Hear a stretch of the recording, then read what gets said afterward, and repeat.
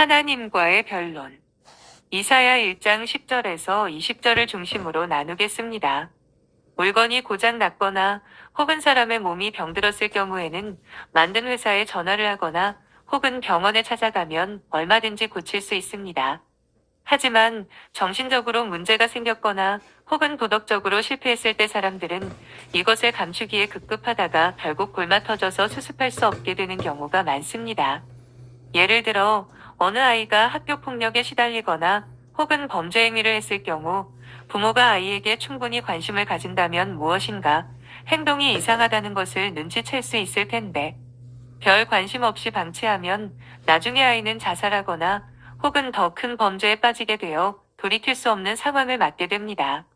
특히 청소년 시기는 부모나 선생님에게 이야기하는 것을 고자질하는 가장 비겁한 행동으로 생각하기 때문에 말하려고 하지 않습니다. 그러나 우리가 겪는 어려움들 중에서 다른 대상을 만나서 이야기만 잘해도 해결될 수 있는 일들이 아주 많습니다. 특히 하나님께서는 우리가 인생의 모든 실패와 도덕적인 타락과 죄 문제를 하나님께 가지고 나아오기를 원하십니다. 하나님은 우리의 모든 죄를 씻으실 수 있고 실패한 우리 인생을 회복시키실 수 있기 때문입니다. 사람들이 경제적으로 잘 살게 되면 모든 것이 다 좋아질 것 같은데 어느 사회든지 먹고 살 만해지면 오히려 윤리적인 탈선이나 도덕적인 타락이 뒤따라옵니다. 왜냐하면 사람은 먹고 사는 것만으로는 만족하지 못하는 존재이기 때문입니다. 우리 속담에도 빛 좋은 개살구라는 말이 있듯이 겉으로는 그럴듯하게 잘 사는 사람들이 도덕적으로는 엄청나게 타락한 삶을 살 때가 많습니다. 그런데 아예 못 살아서 죄를 짓는 사람들과 잘 사는데 죄를 짓는 사람들은 죄 짓는 방법이 다릅니다. 즉, 생계형 범죄자들은 죄 지은 것을 감추지 않습니다. 오히려 자기는 그렇고 그런 놈이기 때문에 이런 죄를 지었다고 떠들어대기도 합니다. 그러나 사회적인 지위가 있고 잘 사는 사람이 죄를 지었을 때는 죄를 절대로 드러내지 않고 끝까지 은폐하려고 합니다. 우시야 왕 이후로 유다의 경제는 급격하게 발전했습니다. 그러나 이런 경제적인 부흥은 신앙적으로나 사회적으로 심한 부패와 도덕적인 타락을 가져왔습니다. 그런데 유다 사회의 도덕적인 타락과 부패는 어느 개인의 문제가 아니라 사회 전체적인 현상이었기 때문에 사람들은 잘 느끼지 못했고 또 누구 한 사람 감히 말을 할 수도 없었습니다. 이때 하나님께서는 이사야를 통해서 유다 사회를 향해서 너희 소돔의 관원들아 그리고 고모라의 백성들아라고 고발을 하십니다. 즉 너희가 아무리 죄를 감추고 은폐시켜도 하나님은 다 보고 계시며 너희는 지금 소돔과 고모라와 다를 바가 없다는 것입니다. 사실 유다나 예루살렘의 상태는 사람의 힘으로는 고칠 수 없을 정도로 타락해 있었습니다. 그러나 하나님은 지금이라도 나에게 나와서 한번 논쟁을 해보자고 말씀하십니다.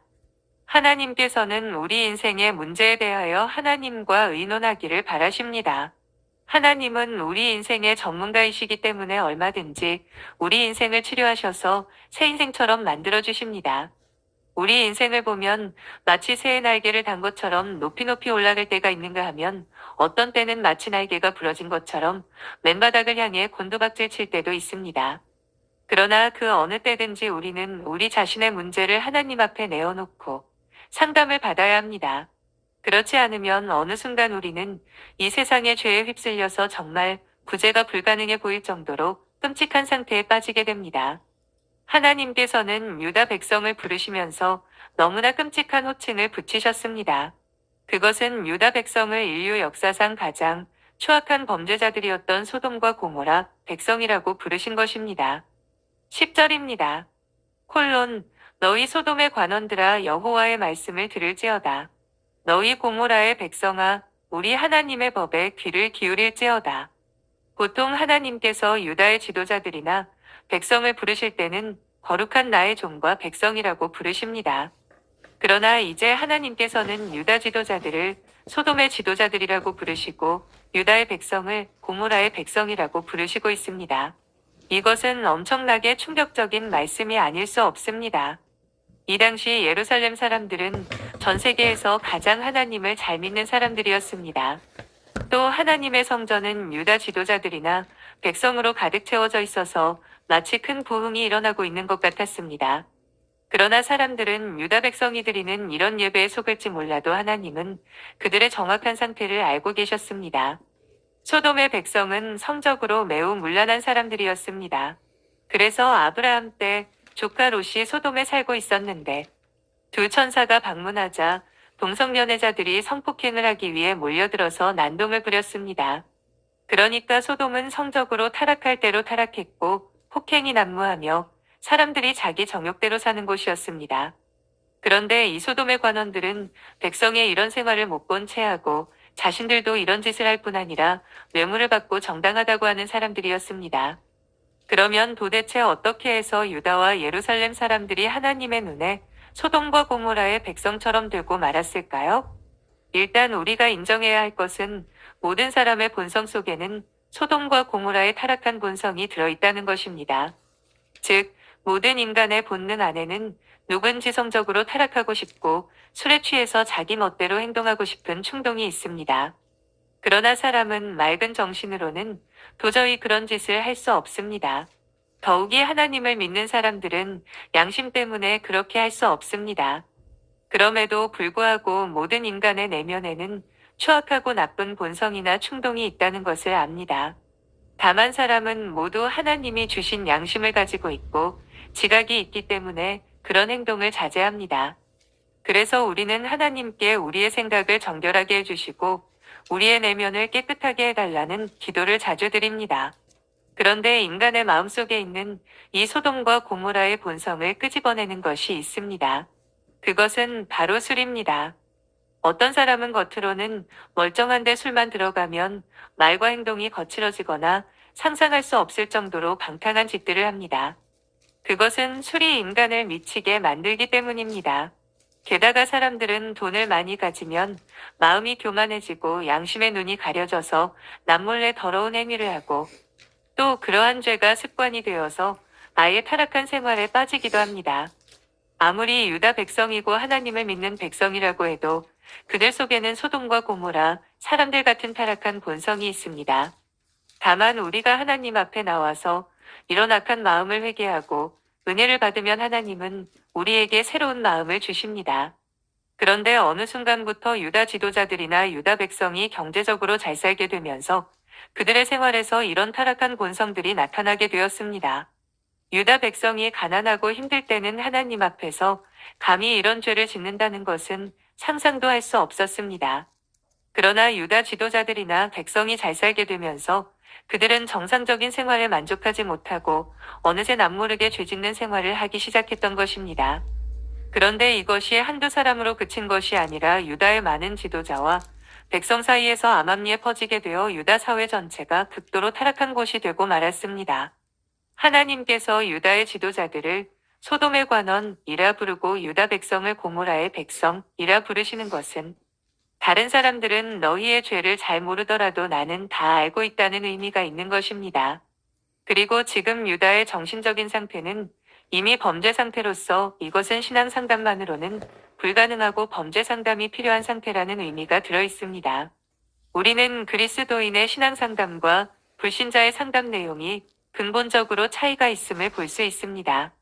그리스도인의 상담에는 영적 침체나 불안 또는 우울증과 같은 내용이 많은데 비해 믿지 않는 자들의 상담 내용은 성폭행이나 마약 또는 조직폭력 등 이미 그 내용이 범죄 수준의 상담인 것입니다. 지금 본문에서 하나님께서 유다 백성에게 하시는 말씀은 유다나 예루살렘의 상태가 영적 침체나 불안, 혹은 분노 등의 수준이 아니라 성폭력이나 뇌물이나 폭력 같은 범죄 상담이 필요한 수준이라는 것입니다. 그런데 하나님께서는 유다 백성에게 무조건 이제 너희들은 끝장났다고 말씀하시는 것이 아니라 여호와의 말씀을 들으라고 하시고 우리 하나님의 법에 귀를 기울이라고 하십니다. 아무리 유다 백성의 죄가 심각한 상태에 있다 하더라도 일단 하나님의 말씀을 들으면 해결 방법이 생깁니다. 하나님의 말씀은 죄를 씻고 악을 수술하며 치료하는 능력이 있기 때문입니다. 그러므로 죄인들이 스스로 어떤 결심을 하기 전에 먼저 해야 할 일은 하나님의 말씀을 듣는 것입니다. 그래서 하나님께서 책망하시면 야단을 맞고 다른 사람으로부터 수치를 당해야 하면 수치당할 각오를 해야 합니다. 그러면 다시 살 길이 생깁니다. 유다 백성에게 가장 중요한 두 가지 보물이 있었는데 하나는 율법의 말씀이었고 다른 하나는 예루살렘 성전이었습니다. 하나님께서 모세와 선지자들을 통해 주신 말씀은 하나님의 백성으로 하여금 죄를 이기고 하나님을 알아가게 하는 능력이 있었습니다. 특히 하나님의 말씀은 하나님의 백성을 보석처럼 만들기 때문에 보석의 자존감을 가진 백성은 죄의 유혹에 잘 넘어가지 않습니다. 그리고 하나님의 성전은 유다 백성으로 하여금 하나님께 나아가 제사드림으로 죄를 씻게 하는 탁월한 능력을 갖추고 있습니다. 이 세상의 모든 도덕이나 윤리나 법은 죄를 신문지로 덮어서 보이지 않게 하는 수준이라면 하나님의 성전에서 흘러나오는 생수는 거대한 소강호스와도 같이 아무리 더러운 죄 덩어리라도 강력한 물줄기로 다 씻어내었습니다. 그렇기 때문에 유다 백성은 이 세상에서 가장 깨끗한 백성이어야만 했습니다. 그런데 어느 순간부터 유다와 예루살렘 사람들의 죄가 없어지지 않고 자꾸 쌓여갔습니다. 그리고 나중에는 완전히 더러운 오물로 가득 찬 세상이 되고 말았습니다. 11절입니다. 여호와께서 말씀하시되 너희의 무수한 재물이 내게 무엇이 유익하뇨? 나는 순양의 번제와 살찐 짐승의 기름에 배불렀고 나는 수송아지나 어린 양이나 순염소의 피를 기뻐하지 아니하노라. 이와 같은 본문 말씀을 보면 유다 백성이 하나님께 제사를 드리지 않은 것은 아니라는 사실을 알 수 있습니다. 오히려 유다 지도자들과 백성은 하나님께 많은 제사를 드렸고 많은 제물을 바쳤습니다. 그럼에도 불구하고 그들의 마음에서 악한 죄의 충동은 없어지지 않고 점점 더 쌓여 가기만 했습니다. 그 이유가 무엇일까요? 그것은 어느 순간부터 제사가 진정한 제사로서의 효력을 발휘하지 못하게 되었기 때문입니다. 유다의 지도자나 백성은 하나님께 드리는 제사가 자기들의 죄를 속할 것으로 생각하고 많은 제사를 드리며 많은 제물을 바쳤습니다. 그들이 하나님께 바친 수송아지 제물은 아주 비싼 것으로 제물 중에서 최고였습니다. 그들은 그런 제물도 아낌없이 하나님께 마구마구 드렸습니다. 그들이 하나님께 얼마나 많은 제물을 드렸던지 하나님께서는 순양의 번제와 살찐 짐승의 기름에 배불렀다고 말씀하고 있습니다. 그런데 이상한 것은 유다 지도자들이나 백성의 마음은 전혀 변하지 않고 오히려 제사를 드릴수록 더 마음이 강팍해지고 악해졌습니다. 사실 인간에게 가장 어려운 문제는 죄를 씻는 일입니다. 이 세상에서 인간의 힘으로는 죄를 씻을 수 없습니다. 그래서 인간은 철학이나 도덕을 통해 죄를 보이지 않게 덮어보고자 했습니다. 오직 유일하게 이스라엘에만 죄를 완전하게 씻는 방법이 있었는데 그것은 하나님의 말씀에 순종해서 제사를 드리는 것이었습니다. 그런데 여기서 주목해야 할 것은 제사 자체가 죄를 씻는 것이 아니라 하나님의 말씀에 순종하는 것이 죄를 씻는다는 사실입니다. 이스라엘 백성은 자기들이 번제를 드리고 화목제를 드리는 것이 어떻게 죄를 씻는 것인지 잘 이해하지 못했습니다. 단지 자신들이 지은 죄에 대하여 하나님의 말씀이 하라는 대로 했더니 죄가 씻어졌던 것입니다. 이처럼 죄를 지으면 제물을 가지고 제사 드리는 것이 습관이 되면서 이스라엘 백성은 위험스럽게도 제사 행위 자체가 죄를 씻어준다고 생각하게 되었습니다. 즉, 하나님의 말씀과 제사 사이에 불균형이 생긴 것입니다. 이스라엘 백성은 하나님의 말씀을 들으면 자신의 죄를 깨닫게 되어 하나님 앞에 제사를 드렸습니다. 그리고 제사를 드리고 난 뒤에 또 말씀을 들었습니다. 그래서 이스라엘 백성에게는 처음에도 하나님의 말씀을 듣는 것이 중요하고 나중에도 하나님의 말씀을 듣는 것이 중요했습니다. 그런데 어느 순간부터 하나님의 말씀이 너무 잔소리 같으니까 말씀을 빼고 제사만 드리게 되었습니다. 그랬더니 처음에는 아주 편하고 좋았습니다. 하나님의 말씀, 즉 잔소리 없이 바로 제사로 나아가니까 바로 죄가 씻어지는 것 같았습니다. 그런데 이러한 일이 거듭되면서 제사가 무감각해지기 시작했습니다. 그래서 그들은 더 자극적인 제사를 드리기 위해 송아지도 바치고 더 자극적인 은혜를 받기 위해 더 많은 수양의 기름을 바쳤습니다. 결국 이스라엘 백성은 제사를 드린 후 깨끗한 마음을 얻는 것이 아니라 내가 이만큼 대단한 제사를 드렸다는 자만심에 빠지게 되었습니다. 그들에게 이것은 자기 기만의 종교가 된 것입니다. 이 문제는 사무엘과 사울 사이에서 치열한 대립으로 드러난 적이 있습니다. 아말렉과의 전쟁에서 하나님은 사울에게 아말렉 사람들과 소유를 다 멸하라고 하셨는데 사울은 좋은 가축이나 기름진 것들은 살려서 전리품으로 가지고 돌아왔습니다. 그러면서 사울 왕은 사무엘에게 그것들은 하나님께 제사를 드리기 위해 가져온 것이라고 변명했습니다. 그때 사무엘은 순종이 제사보다 낫다고 하면서 하나님의 말씀을 듣지 않고 제사를 드리는 것은 사신우상에게 절하는 것과 같다고 말했습니다. 즉, 말씀이 없는 예배는 하나님을 우상으로 만드는 것밖에 되지 않는 것입니다. 슐라이어마 허는 종교의 본질은 직관과 감정이라고 말했습니다. 사실 얼마나 많은 사람들이 신앙에 대해 이런 식으로 생각하는지 모릅니다. 우리의 신앙에서 가장 중요한 것은 하나님의 말씀을 듣는 것입니다. 처음에는 잔소리같이 들릴지 모르지만 사실 말씀이 죄를 씻고 말씀이 우리 마음을 깨끗하게 합니다. 그리고 제사에서의 기름과 피는 그것을 확인해서 인을 치는 것입니다. 말씀을 듣지 않은 채 행하는 종교 행위는 처음에는 대단히 감동적이고 성숙한 것처럼 보이지만 나중에는 습관처럼 행하게 되면서 점점 무감각해져 갑니다. 그래서 더 자극적인 예배를 찾고 더 감동적인 예배를 드리기 위해 몸부림치게 되는데 이것으로는 죄의 유혹을 이기지 못합니다. 본문에서 하나님은 그들의 재물에 배가 불렀다고 말씀하십니다. 이것은 그들의 재물에 만족하신다는 뜻이 아니라 더 이상 원하지 않으신다는 뜻입니다. 하나님은 이런 식의 순염소나 어린 양의 피를 기뻐하지 않는다고 말씀하셨습니다. 12절에서 14절입니다. 너희가 내 앞에 보이러 오니 이것을 누가 너희에게 요구하였느냐. 내 마당만 밟을 뿐이니라. 헛된 재물을 다시 가져오지 말라. 분향은 내가 가증히 여기는 바요 월삭과 안식일과 대회로 모이는 것도 그러하니 성회와 아울러 악을 행하는 것을 내가 견디지 못하겠노라. 내 마음이 너희의 월삭과 정한 절기를 싫어하나니 그것이 내게 무거운 짐이라. 내가 지기에 곤비하였느니라. 하나님은 너희가 내 앞에 보이러 온다고 하셨습니다. 이것은 여전히 유다 백성이 하나님으로부터 복 받기를 원하고 있다는 뜻입니다. 그러나 하나님은 이런 식의 복은 주시지 않겠다고 말씀하셨습니다. 하나님은 그들에게 너희는 내 마당만 밟는다고 말씀하셨습니다. 즉, 유다 지도자들과 백성의 제사는 하나님의 성전을 구경만 하는 것이지 진정한 예배를 드린 것이 아니라는 말씀입니다. 하나님은 유다 백성이 드리는 제물을 헛된 제물이라고 하셨고 분향은 가증히 여기는 것이라고 책망하셨습니다. 또한 유다 백성이 월삭이나 안식일에 드리는 제사를 싫어한다고 말씀하셨습니다. 우리가 싫어하는 사람들로부터 원치 않는 일을 잔뜩 부탁받으면 이 모든 것은 무거운 짐이 됩니다. 우리는 이것을 버릴 수도 없고 그렇다고 할 수도 없습니다. 유다 백성의 예배는 하나님에게 너무나 무거운 짐이었습니다. 하나님은 이런 예배를 너무 받기 싫으신데 그렇다고 완전히 거절하자니 그들을 불신앙으로 빠지게 하는 것밖에 안 되니까 마음이 너무 답답하신 것입니다.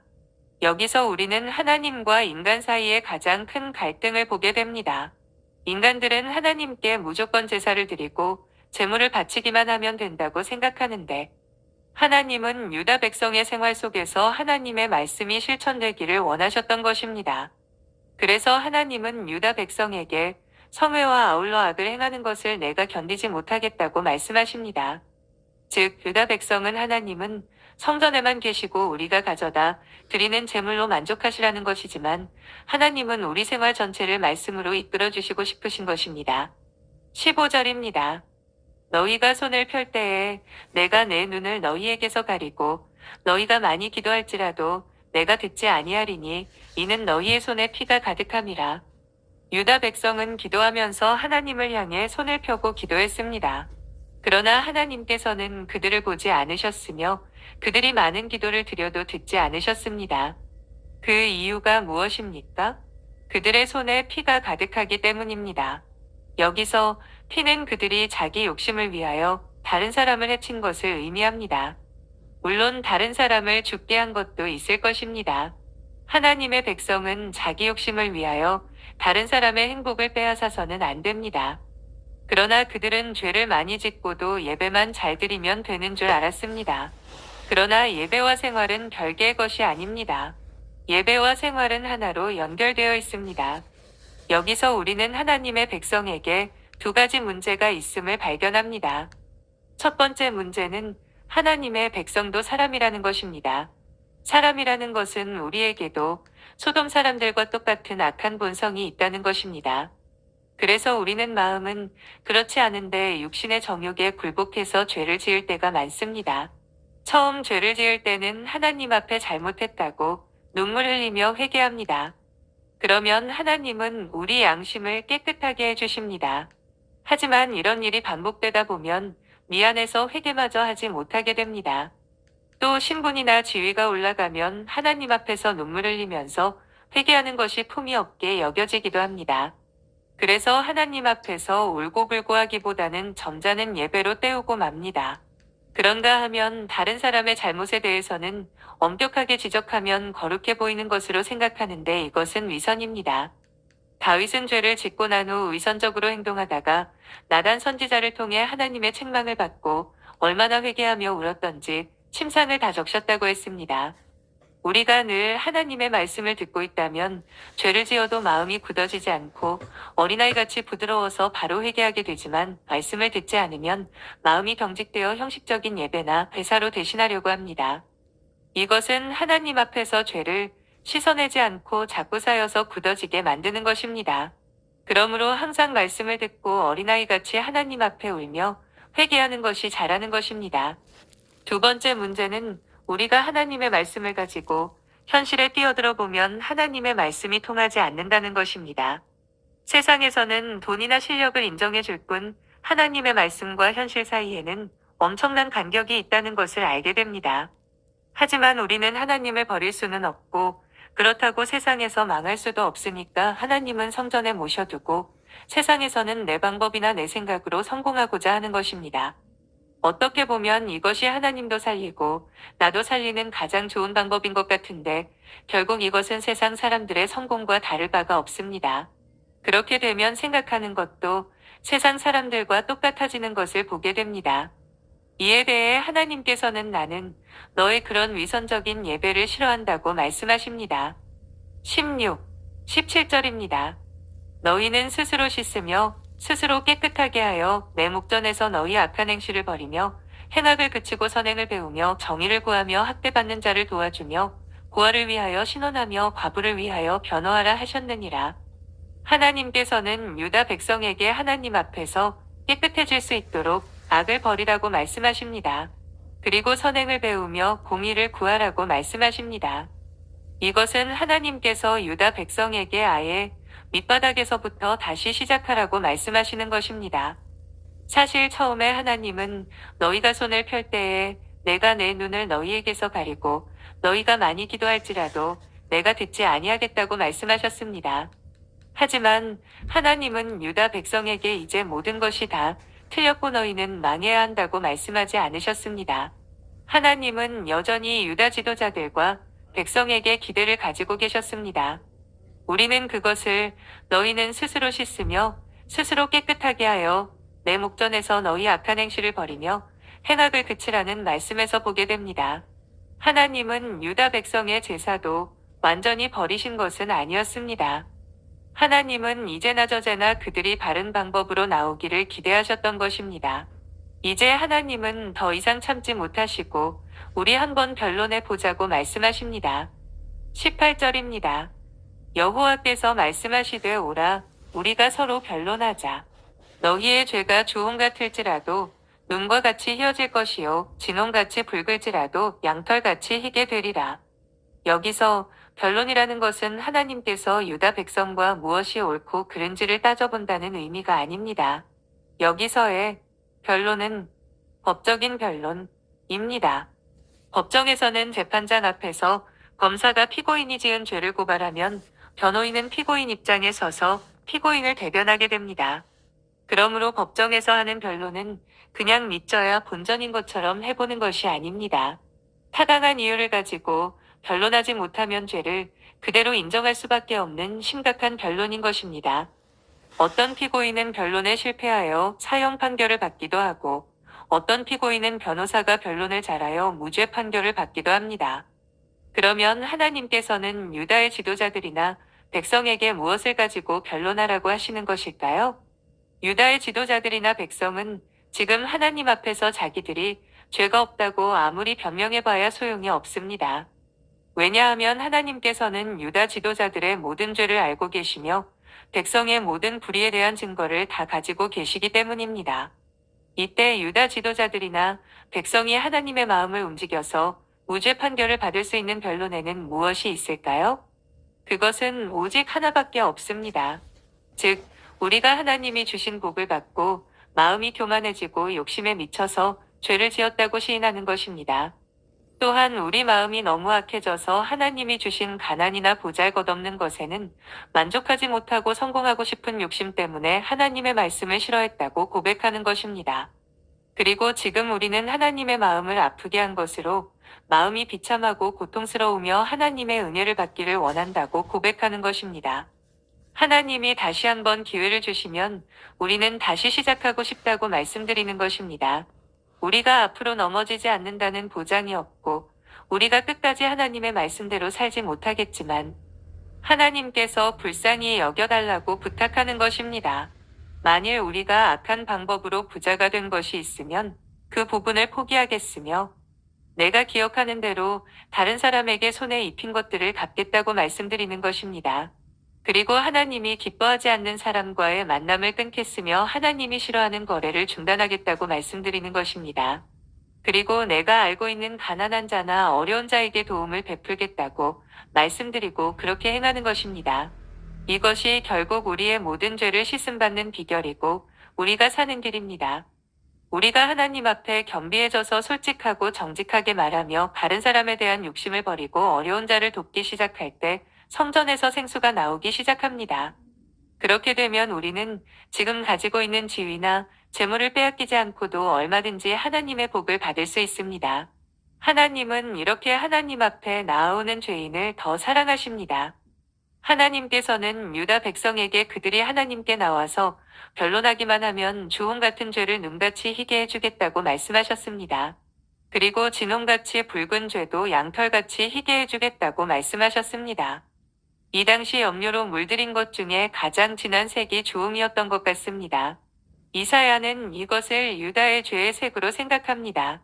그 당시 죄의 색깔은 빨간색이었습니다. 이것은 어디서나 눈에 띄는 색깔이었습니다. 사람들은 그 빨간색의 옷을 입고 다른 사람들 사이에 숨을 수 있을 것이라고 생각했지만 그 색은 어디서나 표시 나는 색이었습니다. 유다 백성의 죄는 비누로 빨거나 양잿물에 씻어도 지워지지 않는 것들입니다. 그러나 하나님 앞에서 변론하면 희게 될 것이라고 말씀하십니다. 오직 나의 영혼만 새로워질 수 있다면 모든 것을 버려도 괜찮아야 합니다. 그래야 진홍 같은 우리의 마음이 양털같이 희게 될 수 있습니다. 그러므로 우리는 하나만 붙들어야 합니다. 그것은 내 자존심이나 부정한 수입을 버리고 다른 사람들의 칭찬을 포기하고 내 양심의 가치를 되찾는 것입니다. 그러면 우리는 살게 됩니다. 그러나 우리가 모든 것을 다 잡으려고 하고 아무것도 손해보려고 하지 않는다면 모든 것을 다 잃고 말 것입니다. 여기서 하나님은 이렇게 말씀하십니다. 19절입니다. 너희가 즐겨 순종하면 땅의 아름다운 소산을 먹을 것이요. 하나님께서 기뻐하시는 것은 우리가 완전히 거룩해지거나 성자가 되는 것이 아닙니다. 우리가 하나님의 말씀을 기뻐하면 하나님께서 우리의 힘이 되어 주셔서 죄를 이기게 하십니다. 그리고 유혹을 이기게 하시며 소돔 같은 정욕과 고모라 같은 본능을 씻어주십니다. 또한 하나님은 땅의 아름다운 소산을 먹게 하십니다. 아름다운 소산과 반대되는 것은 원한의 찬 소산입니다. 우리가 다른 사람을 불행하게 함으로써 잘 살게 되었다면 아름다운 소산을 먹는 것이 아니라 원한의 찬 소산을 먹는 것입니다. 누구든지 이런 식으로 잘 살게 되었다면 그는 절대로 행복하지 않습니다. 그의 육체는 편할지 몰라도 그의 마음은 행복하지 않기 때문입니다. 하나님의 백성을 아름답고 행복하게 만드는 것은 그들이 완전한 데 있지 않습니다. 이것은 우리의 정서에 달렸습니다. 즉, 우리가 무엇을 할 수 있는가가 아니라 무엇을 좋아하는가에 달린 것입니다. 예를 들어, 우리가 매우 우수한 성적으로 어려운 경쟁에서 이겨 성공한다는 것은 어려운 일입니다. 그러나 우리가 하나님의 말씀을 좋아하는 것은 어려운 일이 아닙니다. 우리가 하나님 앞에서 정직해지는 것은 얼마든지 할 수 있습니다. 결국 세상에서의 성공은 말을 잘하는 것이고 능력 있는 것이지만 하나님 앞에서의 성공은 하나님의 말씀을 좋아하고 하나님 앞에서 솔직하고 겸손한 것입니다. 20절입니다. 너희가 거절하여 배반하면 칼에 삼켜지리라 여호와의 입의 말씀이니라. 사람이 잘못된 길을 갔을 때 가장 좋은 해결책은 원래 위치로 돌아오는 것입니다. 물론 원래 위치로 돌아오려면 시간도 손해를 보고 사람들 보기에 체면을 구길 수도 있지만 그래도 그것이 가장 확실한 방법입니다. 우리가 이미 세상에 이름이 나 있고 성공적인 삶을 살아가고 있다면 우리를 추종하는 사람들이 많고 기대하는 사람들도 많을 것입니다. 그런데 나의 성공이 내 영성에 손해가 되고 가족들의 신앙에 손해를 입히며 심지어 내 건강마저 해친다면 다른 사람들을 실망시키는 한이 있더라도 자신의 방법이나 계획이나 위치를 포기하고 물러서야 합니다. 이때 사람들은 그러한 우리의 행동을 이해하지 못하고 실망할 것입니다. 그러나 설사 다른 사람들을 실망시키더라도 내가 사는 것이 더 중요하고 내 가족들이 행복한 것이 더 중요합니다. 하나님께서는 만일 유다 백성이 하나님의 제안을 거부하고 계속 자기 방법을 고집하면 칼에 삼키울 것이라고 하셨습니다. 즉, 유다의 모든 성공과 부가 전쟁으로 다 날아가고 마는 것입니다. 지금 우리 모두는 하나님 앞으로 돌아왔습니다. 우리 모두에게는 마음속 깊은 곳에 소돔과 고모라의 추악한 본성이 있습니다. 우리 힘으로는 하나님의 말씀대로 살 자신이 없습니다. 그러나 분명한 것은 우리가 하나님을 사랑하며 하나님의 말씀대로 살기를 원한다는 것입니다. 우리에게 이러한 마음만 있다면 하나님은 우리의 인생을 치료하셔서 눈부시게 아름다운 새 인생으로 만들어 주십니다. 하나님께서 고치시지 못할 사람은 없고 고치시지 못할 인생도 없으십니다. 우리가 세상적으로 실패했고 가능성이 없다고 생각될 때가 바로 하나님과 변론할 때입니다. 하나님 앞에서 다른 변명은 아무 도움이 되지 않습니다. 내가 욕심을 부렸지만 지금은 하나님 손에 붙들렸으며 하나님께서 나를 고쳐주시기 원한다고 말씀드리시기 바랍니다. 오늘 하나님은 우리를 흰 눈같이 양털같이 만들어 주실 것입니다. 아멘.